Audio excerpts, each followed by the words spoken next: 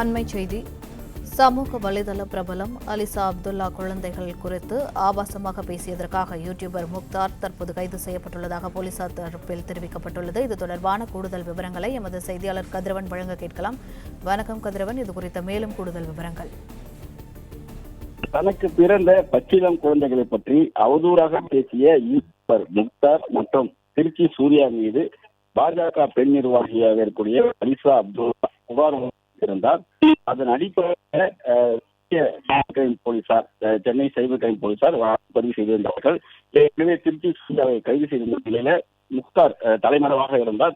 நிலையில் தற்போது கைது செய்யப்பட்டிருக்கிறார். பிரபல கார் பைக் ரேசரும் நடிகர் அப்துல்லா கடந்த 2022 பாஜக கட்சியில் நிலையில் அவருக்கு தமிழக இளைஞர் மற்றும் விளையாட்டு மேம்பாட்டு பிரிவு மாநில செயலாளர் பொறுப்புகள் வழங்கப்பட்டது. கடந்த சில தினங்களுக்கு முன்பாக சென்னை காவல் ஆணையர் அலுவலகத்தில் ஒரு புகார் ஒன்று அளித்திருந்தார். அதில் யூடியூபர் முக்தார் மற்றும் பாஜக முன்னாள் இருக்கக்கூடிய திருச்சி சூர்யா ஆகியோர் தன்னை பற்றியும் தனக்கு பிறந்த 2 பச்சிளம் குழந்தைகள் பற்றியும் அவராக பேசுவதாகவும் தொடர்ந்து பெண்கள் பற்றி அவதூறாக பேசுவதாகவும் அவர் மீது நடவடிக்கை எடுக்க இந்த புகார் குறிப்பிட்டிருந்தார். அதன் பிறகு பேசிட்ட போது கண்டிப்பாக இது போன்ற ஆபாசமாக மீது நடவடிக்கை எடுக்கப்படவில்லை என்றும் கேட்டு கேள்விகளை எழுப்பியிருந்தார்.